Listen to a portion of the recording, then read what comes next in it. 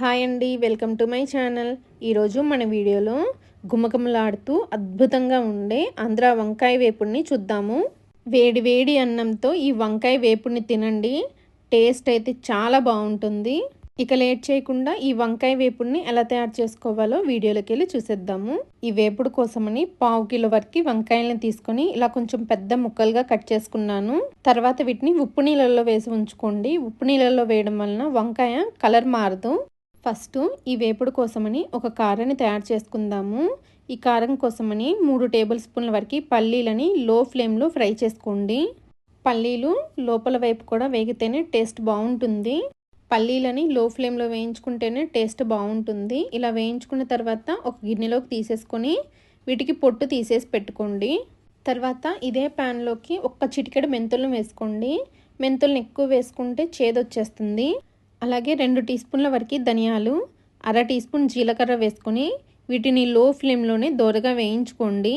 ఇవి మాడకుండా వేయించుకోండి. ఇవి చూసారా వేగాయి. ఇప్పుడు 1 టేబుల్ స్పూన్ నువ్వుల్ని వేసుకోండి.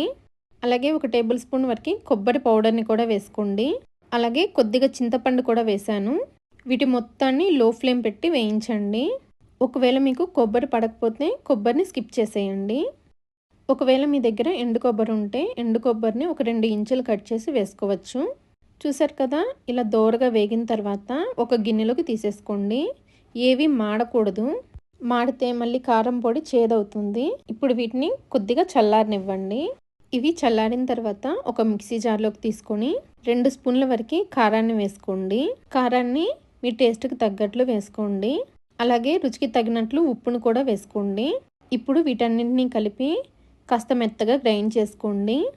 ఇలా గ్రైండ్ చేసుకున్న తర్వాత ఇప్పుడు దీంట్లో మనం ముందుగా వేయించి పొట్టు తీసి పెట్టుకున్నాం కదండి, ఈ పల్లీలు 10 వెల్లుల్లి రెమ్మలు వేసుకొని వీటన్నింటినీ కలిపి మరీ మెత్తటి పౌడర్లా కాకుండా కొంచెం కోర్స్గా గ్రైండ్ చేసుకోండి. పల్లీలు చిన్న చిన్న పలుకులుగా తగులుతూ ఉండాలి. అలా వచ్చేట్లు గ్రైండ్ చేసుకోండి. 2-3 సార్లు పల్సిస్తే సరిపోతుంది. ఇలా చేసిన ఈ కారం పొడిని పక్కన పెట్టేసేయండి. ఇప్పుడు బాండీలో 2 లేదా 3 టేబుల్ స్పూన్ల వరకు ఆయిల్ని వేసుకొని ఆయిల్ కాస్త కాగిన తర్వాత పోపు దినుసులను వేసుకొని ఆవాలు చిటపట్లాడే వరకు వేయించండి. ఆవాలు, మినప్పప్పు, జీలకర్ర, శనగపప్పు అన్నీ కలిపి తీసుకున్నానండి. ఆవాలు కాస్త వేగిన తర్వాత మీడియం సైజులో ఉన్న ఒక ఉల్లిపాయ వేసుకొని ఉల్లిపాయ కొద్దిగా మెత్తబడే వరకు వేయించుకోండి. ఉల్లిపాయ కాస్త మెత్తబడిన తర్వాత మనం ముందుగా కట్ చేసి పెట్టాం కదండి, ఆ వంకాయ ముక్కల్ని కూడా వేసుకోండి. తర్వాత కొద్దిగా ఉప్పు, 1/2 టీ స్పూన్ పసుపు వేసుకొని 1 నిమిషం కలుపుకుంటూ వేయించుకోండి.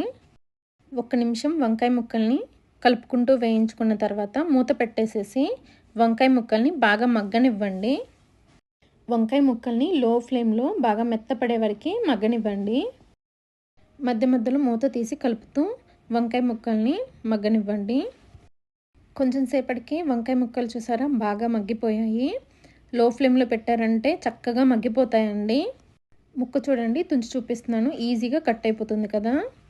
ఇలా వంకాయ ముక్కలు వేగిన తర్వాత మనం ముందుగా పొడి చేసి పెట్టాం కదా, ఆ పొడి మొత్తాన్ని వంకాయ ముక్కల్లో వేసేసుకోండి. ఈ పొడి మొత్తాన్ని వేసుకున్న తర్వాత 1 నిమిషం కలుపుతూ వేయించుకోండి. మనం ధనియాలు అన్నీ వేయించుకున్నాం కదా, అందుకని ఎక్కువగా వేయించుకోవాల్సిన అవసరం లేదు.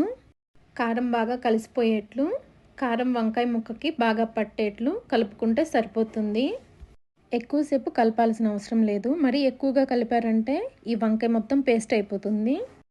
1 నిమిషం ఇలా కలుపుతూ బాగా వేయించుకున్న తర్వాత ఈ విధంగా రెడీ అయిపోతుంది. ఈ విధంగా రెడీ చేసుకున్న ఈ వంకాయ వేపుడిని సర్వింగ్ బౌల్లోకి తీసేసుకొని వేడి వేడి అన్నంలో తినండి. నిజంగా టేస్ట్ అయితే చాలా బాగుంటుంది. ఈ వంకాయ వేపుడు టమాటా పప్పు, రసం, సాంబార్లోకి అయితే చాలా బాగుంటుందండి. ఈ వీడియో కనుక మీకు నచ్చినట్లయితే నా ఛానల్ని లైక్ చేసి, షేర్ చేసి, సబ్స్క్రైబ్ చేసుకోండి. Thanks for watching. ఈరోజు చాలా ఫాస్ట్గా రుచిగా చేసుకునేటువంటి వంకాయ వేపుడిని ఎలా తయారు చేసుకోవాలో చూపించబోతున్నాను.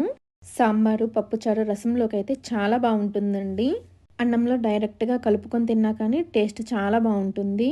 ఈ వంకాయ వేపుడు కోసమని 1/2 కేజీ వరకు వంకాయల్ని ఇలా పొడవుగా కట్ చేసి ఉప్పు నీళ్ళలో వేసుకున్నానండి.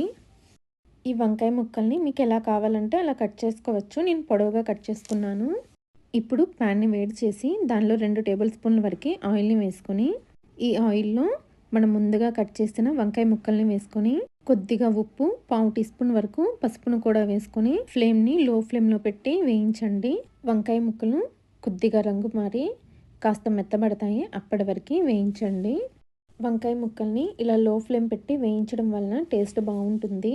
ఈ వంకాయ ముక్కల్ని మధ్య మధ్యలో కలుపుతూ వేయించుకోండి. ఈలోపు కారం కోసమని ఒక మిక్సీ జార్ తీసుకొని 1 టేబుల్ స్పూన్ ధనియాలు, హాఫ్ టీ స్పూన్ జీలకర్ర, 2 టేబుల్ స్పూన్లు నువ్వులు, 1 టేబుల్ స్పూన్ కారం, 5 లేదా 6 వెల్లుల్లి రెమ్మలు, రుచికి సరిపడినంత సాల్ట్ వేసుకొని వీటన్నింటిని గ్రైండ్ చేసుకోండి.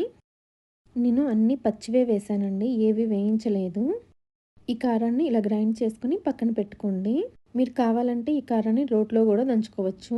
ఈలోపు వంకాయ ముక్కలు కూడా వేగిపోయాయి. ఇలా వేగితే సరిపోతుంది. ఈ వంకాయ ముక్కలన్నిటిని ఒక ప్లేట్లోకి తీసుకొని పక్కన పెట్టుకోండి. ఇప్పుడు ఇదే ప్యాన్లో కొద్దిగా ఆయిల్ వేసుకొని ఆయిల్ కాగిన తర్వాత 1 టేబుల్ స్పూన్ పోపు దినుసులు, ఆవాలు, జీలకర్ర, మినప్పప్పు, పచ్చిశనగపప్పు అన్నీ కలిపి తీసుకున్నాను. ఆవాలు చిటపట్లాడే వరకు వేగిన తర్వాత మీడియం సైజు 1 ఉల్లిపాయని చిన్న ముక్కలుగా కట్ చేసి వేసి వేయించుకోండి. ఉల్లిపాయ ముక్కలు మరీ ఎక్కువగా వేగాల్సిన అవసరం లేదు, కొద్దిగా మెత్తబడే వరకు వేయించుకుంటే సరిపోతుంది.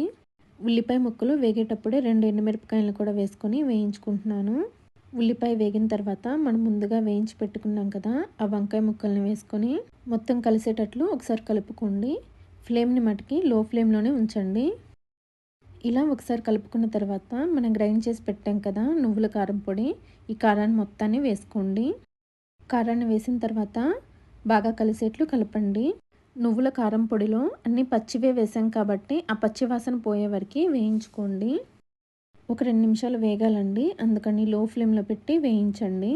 అలా వేయించడం వలన కారం పొడి ముక్కకి బాగా పడుతుంది, టేస్ట్ కూడా చాలా బాగుంటుంది.